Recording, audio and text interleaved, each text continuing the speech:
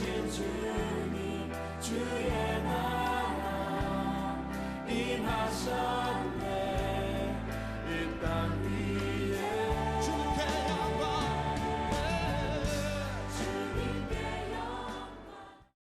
우베 시의 행복 여행이라는 책이 있습니다.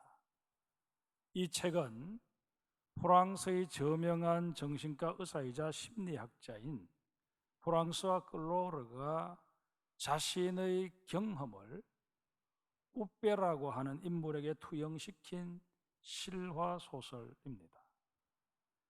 파리 중심가의 진료실을 가지고 있는 정신과 의사 우베 씨는 큰 부자는 아니어도 비교적 여유 있는 삶과 학계의 인정까지 받고 있는 인물이었습니다.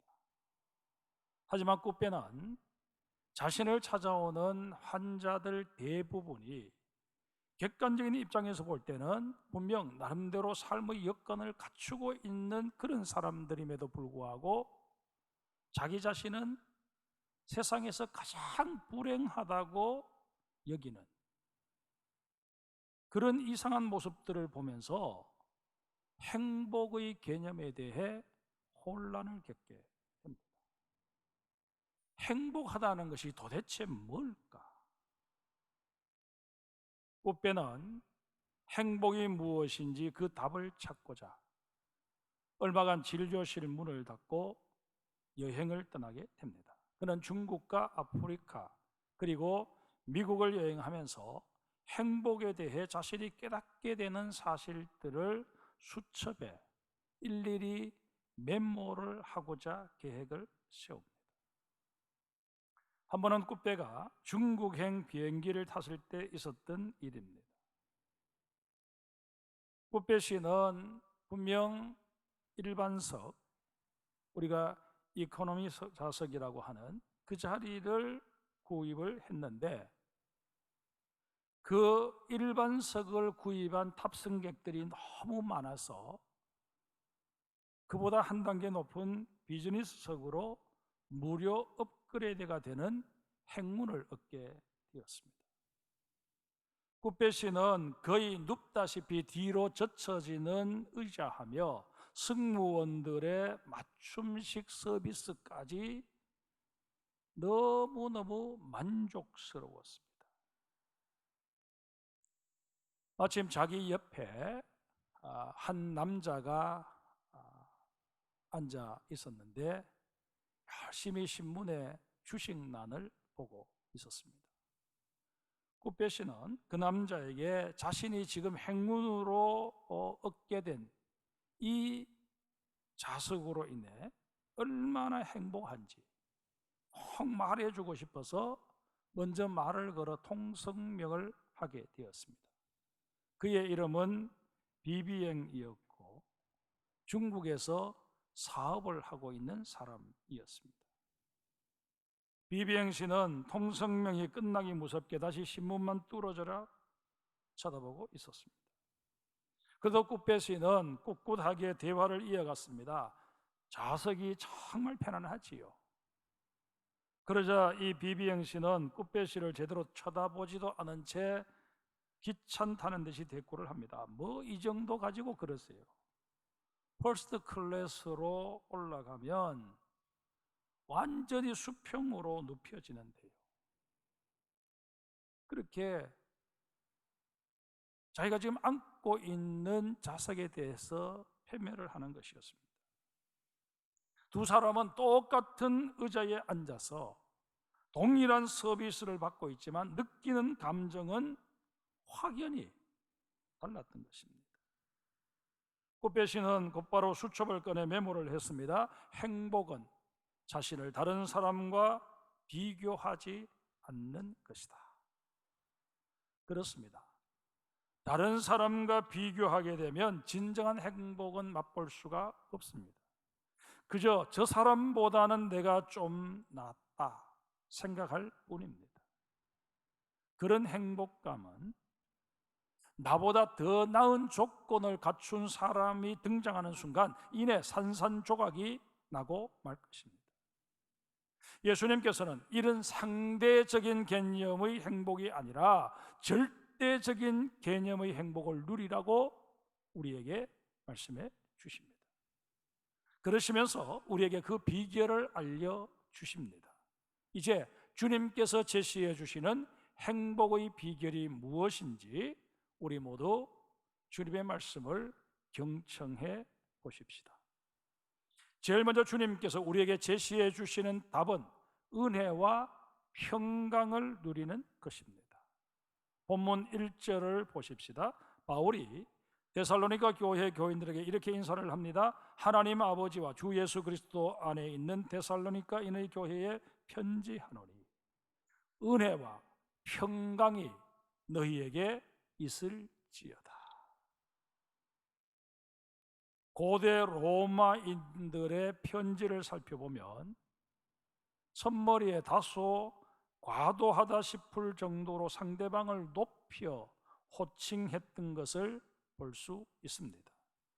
그런가 하면 에우프라테인이라는 말을 많이 썼습니다. 이 말은 탁월함을 의미하는 에우와 행위나 행동을 뜻하는 동사 프라테인이 결합된 것으로서 잘 지내세요, 편안히 지내세요 라는 그런 의미입니다. 예수님을 만나기 전 바울도 이런 관용구를 사용해서 편지를 썼을 것입니다. 그러나 예수님을 만나고 회심을 경험한 후부터는 바울의 심령 속에 내재하시는 성령님께서 그런 관용구가 아닌 전혀 색다른 표현을 하도록 이끌어 가셨다는 것입니다. 데살로니가 교회 교인들에게 편지를 쓰면서 에우프라테인, 잘 지내세요? 기쁘게 사세요?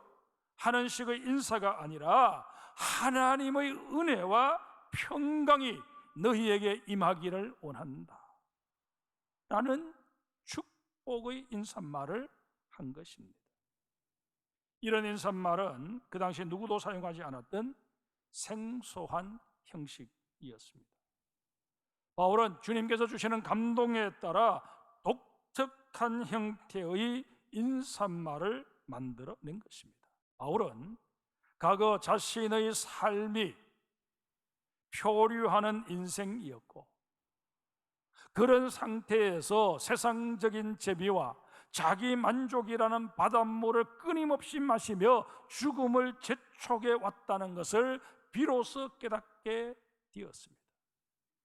또한 참된 행복이야말로 주님께서 주시는 카리스, 은혜와 에이렌의 평강으로 말미암는다 하는 사실도 깨닫게 되었습니다. 그래서 이전에 좋던 것 이제는 값없다 그렇게 고백하며 그 모든 것 배설물처럼 버리게 된 것입니다.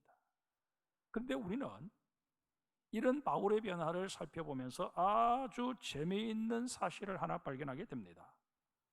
은혜를 뜻하는 카리스의 어원을 찾아보면 카라, 기쁨입니다. 그리고 이 카라에서 파생된 단어가 역시 기쁨을 뜻하는 카이레인입니다. 여기서 우리는 카라, 기쁨이 어떻게 발전해 가느냐에 따라서 하나님의 은혜를 의미하는 카리스가 될 수도 있고 세상적인 기쁨, 육신적인 기쁨을 의미하는 카이레인이 될 수도 있음을 발견하게 됩니다.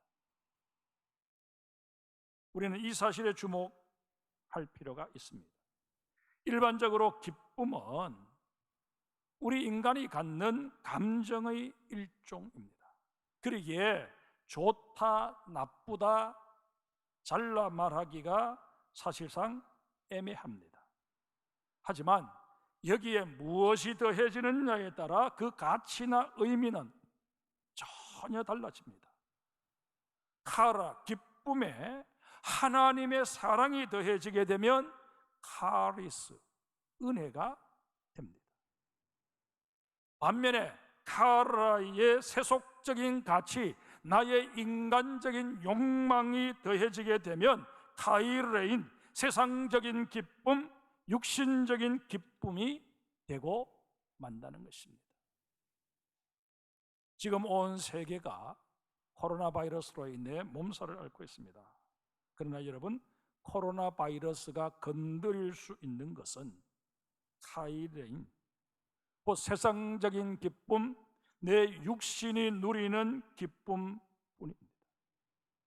코로나 아니라 그 무엇도 하나님이 내게 주시는 은혜, 카리스와 하나님이 내게 주시는 평강, 에이레네는 손상시킬 수가 없습니다. 우리가 진정 행복하기를 원할진대 데살로니가 교회 교인들에게 바울이 했던 이 축복의 말에 우리도 아멘 할 수 있어야 할 것입니다. 두 번째로 주님께서 제시하시는 답은 바로 하나님의 택하심입니다. 본문 4절을 우리 함께 읽겠습니다. 하나님의 사랑하심을 받은 형제들아, 너희를 택하심을 아노라. 아멘. 어린 시절에 친구들과 어울려서 이런저런 논의를 할 때 간혹 서로 같은 수로 편을 갈라서 해야만 게임이 되는 그런 경우가 있었습니다.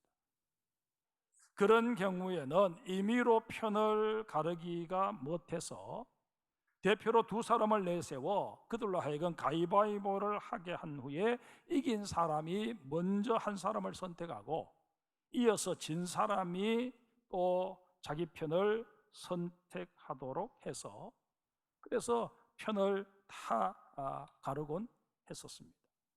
저와 비슷한 연배의 분들, 동네 친구들과 학교를 파기 무섭게 335 서로 어울려서 이렇게 저렇게 놀이를 하고 살았던 그 세대는 아마 제가 드리는 이 말씀이 다 기억이 나실 것입니다. 그때 가위바위보에서 이긴 사람은 당연히 그 놀이를 잘하는 사람, 그래서 우리 편이 이길 수 있도록 만들어 줄 수 있는 사람을 자기 편으로 택하기 마련이었습니다. 이런 까닭에 이름이 빨리 불리면 불릴수록 그 게임을 잘하는 것으로 인정받는 것인 만큼 누구나 다 기분 좋아했습니다. 여러분, 별것 아닌 놀이를 위한 편가르기에서도 빨리 그 이름이 불려지면 기분이 좋았을진데 하나님께서, 만군의 여호와 하나님께서 우리의 이름을 불러주신다, 우리를 택하여 주신다. 한번 생각해 보십시오. 이건 그저 기분 좋은 사실이 아니라 하늘을 날아오르는 그런 느낌을 우리에게 줄 것입니다. 바울은 적어도 예수 믿는 우리는 이 느낌을 가져야 되는데 이것이 바로 행복이다, 그렇게 깨우쳐주고 있습니다. 여러분, 지금 성경 통독들을 하고 계실 터인데 이사야 43장 1절에서 하나님이 우리를 향해 이렇게 선언해 주시지 않습니까? 야곱아, 너를 창조하신 여호와께서 지금 말씀하시느니라. 이스라엘아, 너를 지으신 이가 말씀하시느니라. 너는 두려워하지 말라. 내가 너를 구속하였고 내가 너를 지명하여 불렀나니 너는 내 것이라. 여러분, 이 구절을 읽을 때에 너는 내 것이다 하는 이 말씀을 여러분 읽을 때에 가슴이 벅차오르는 그런 감격을 맛보십니까? 그러면서 하나님께서는 2절 3절에서 이렇게 내가 택한 자를 내가 어떻게 복되게 할 것인가를 분명히 말씀하고 계십니다. 내가 물 가운데로 지날 때에 내가 너와 함께 할 것이라. 강을 건널 때에 물이 너를 침몰하지 못할 것이며 내가 불 가운데로 지날 때에 타지도 아니할 것이요 불꽃이 너를 사르지도 못하나니. 대저 나는 여호와 내 하나님이요 이스라엘의 거룩한 이요 내 구원자임이라. 내가 애굽을 너의 속량물로 구스와 스바를 너를 대신하여 주었노라. 놀라운 복과 은혜를 하나님이 택하심을 받은 자들을 위해서 선포하고 계시는 것입니다. 그렇다면 여러분, 이런 하나님의 은혜를 누리는 택함을 받은 존재가 바로 나다 하는 사실을 우리는 어떻게 확인할 수 있는 것일까요? 오늘 본문 3절을 한번 보십시다. 너희 믿음의 역사와 사랑의 수고와 우리 주 예수 그리스도에 대한 소망의 인내를 우리 하나님 아버지 앞에서 끊임없이 기억하며, 이 구절을 통해 알 수 있는 택함의 증거는 크게 세 가지입니다. 첫 번째는 믿음의 역사입니다. 두 번째는 사랑의 수고입니다. 세 번째는 그리스도에 대한 소망의 인내입니다. 데살로니가 교회 성도들은 환난을 당하면서도 온전히 믿음을 지켰습니다. 그리고 믿음의 시각으로 바라보아 옳다고 여겨지는 일들에는 목숨을 걸었습니다. 갈라디아서 1장 10절에 사도 바울이 이런 자기 선언을 합니다. 이제 내가 사람들에게 좋게 하랴 하나님께 좋게 하랴 사람들에게 기쁨을 구하랴 내가 지금까지 사람들의 기쁨을 구하였다면 그리스도의 종이 아니니라. 하나님께 초점을 맞추고 하나님께서 기뻐하실 만한 일에 마음을 다하고 뜻을 다하고 정성을 다하고 목숨을 다할 때, 그것이 바로 믿음의 역사가 되는 것입니다. 여러분, 이 험한 세상을 살아가면서 때로는 우리의 믿음이 흔들릴 때도 있을 것입니다. 그러기에 성경은 우리에게 너희의 믿음을 더욱더 견고하게 하라고 말씀하는 것입니다. 우리의 하루하루 살아가는 그 모든 내 삶의 행적들이 믿음의 역사가 될 수 있기를 주님의 이름으로 축복합니다. 사랑의 수고도 보십시다. 여기서 수고에 해당하는 헬라가 코푸스인데, 이 단어는 채찍으로 때리다, 자르다라는 뜻을 가지고 있는 코프토라는 동사에서 파생한 단어입니다. 그러기에 본문에서 말씀하시는 사랑의 수고는 좋은 여건 속에서 조금만 힘을 쓰면 누구나 할 수 있는 그런 수준의 수고가 아닙니다. 엄청난 고통과 말할 수 없는 희생을 감수해야만 할 수 있는 수고를 말합니다. 우리는 그 대표적인 예를 예수님에게서 찾게 됩니다. 예수님께서는 우리를 너무나 사랑하신 나머지 채찍에 맞으셨고 가시관을 쓰셨고 못에 박히셨고 창에 찔리셨습니다. 그것도 모자라 죄인 중에서도 괴수의 모습으로 십자가에 달려 돌아가셨습니다. 이렇게 볼 때 사랑의 수고는 죽음까지 불사하는 것이요, 그렇게 죽게 된 것을 원망하거나 불평하지 않는 것을 말합니다. 기독교 역사를 공부해 보면 초창기 기독교가 처음 태동되었을 때 엄청난 박해가 가해졌습니다. 예수를 믿는다는 것은 그 당시에 순교를 각오하는 것이었습니다. 그 초기 그리스도인들은 예수님에 대한 자신의 사랑을 지켜내고자 기꺼이 사랑의 수고를 마다하지 않았습니다. 사자굴에 던져지는 것 두려워하지 않았고, 콩기름 뒤집어 쓰고 밤을 밝히는 인간 횃불이 되는 것 망설이지 않았습니다. 살갗이 벗겨지고 인두에 지짐을 당하고 자녀들이 자기 앞에서 처형을 당하는 그 모습을 지켜보면서도 예수님에 대한 사랑을 포기하지 않았습니다. 오히려 형장의 이슬로 사라지면서 하늘을 우러러 자신을 향해 그 처형을 가하는 자들을 위해 기도해 주었고, 하나님께서 영광 받으시라고, 나의 마지막 이 순간을 통해 하나님 영광 받으시기를 원한다고 찬송하며 그렇게 생을 마감했습니다.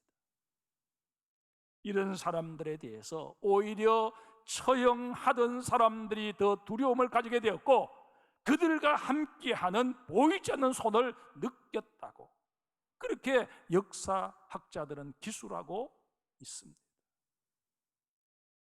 여러분, 사랑의 수고를 할 때 나타나는 능력입니다.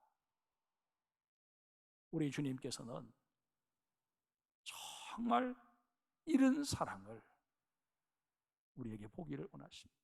주님께서 제시하시는 세 번째 답은 복음의 증인이 되는 것입니다. 복음의 증인이 되는 것은 우리 그리스도인들에게 있어서는 운명과도 같은 것입니다. 다시 말해서 선택사항이 아니라 해도 좋고 안 해도 그만인 그런 것이 아니라 필연적으로 감당해내어야 하는 책임이요 과제입니다. 이것을 하지 않으면 그에 따른 징계가 가해지는 일입니다. 그래서 복음 전파를 일컬어 The Great Mission, 그리스도인이라면 당연히 감당해내어야 할 최고의 미션, 가장 위대한 사명이라고 그렇게 말하는 것입니다. 이 미션을 감당하면서 우리가 이행해야 할 것이 크게 두 가지입니다. 첫째는 삶의 본을 보이는 것입니다. 그런데 본을 보인다고 할 때 여기에는 반드시 그리스도 예수와 연결이 되어져야만 합니다. 그리스도는 다 배제해버린 채 행하는 모범적인 삶은 도덕이나 윤리적인 차원에서는 의미를 가질지 모르지만 신앙적으로는 아무런 의미를 가질 수가 없습니다. 본문 6절을 보십시다.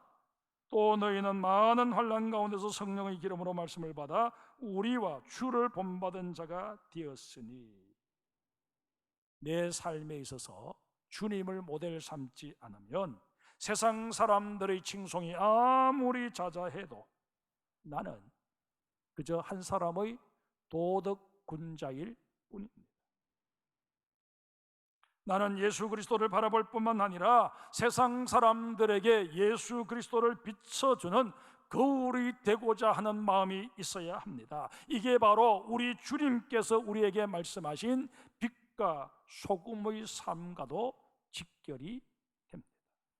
이런 측면에서 너희는 세상의 본이 되어라 말씀하신다는 것입니다.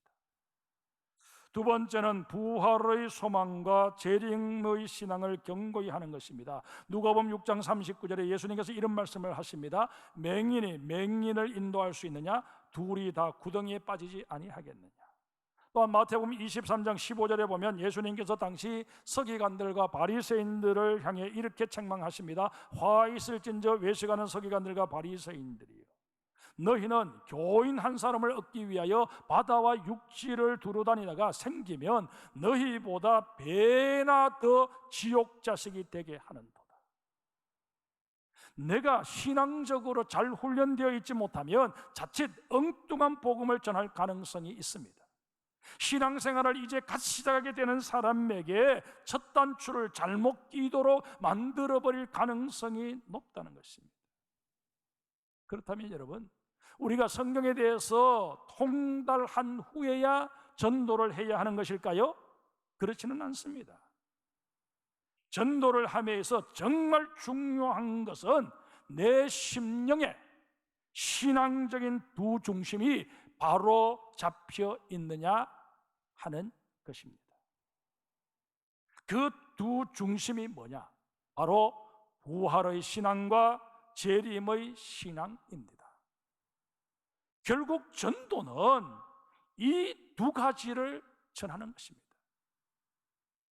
주님 부활하셔서 우리의 생명이 되어 주셨다. 그 주님 다시 오셔서 우리를 심판한다. 이게 복음의 핵심입니다. 사랑하는 성도 여러분, 나는 죽어도 살고 살아서 믿었으니 영원히 죽지 아니한다는 부활신앙, 영생의 믿음을 내 마음판에 더욱더 견고히 새기는 이 시간이 되기를 주의 이름으로 축복합니다. 또한 제자들이 보는 앞에서 하늘로 올라가신 예수님께서는 너희가 본 그대로 내가 다시 오겠다 약속하셨습니다. 이 약속을 추후에 의심도 없이 믿는 재림 신앙의 주인공들이 되셔서 언제나 마라나타 주 예수여 오시옵소서, 주님 오시기를 고대하며 살아가는 우리 장성의 모든 성도들 되시기를 주의 이름으로 축복합니다.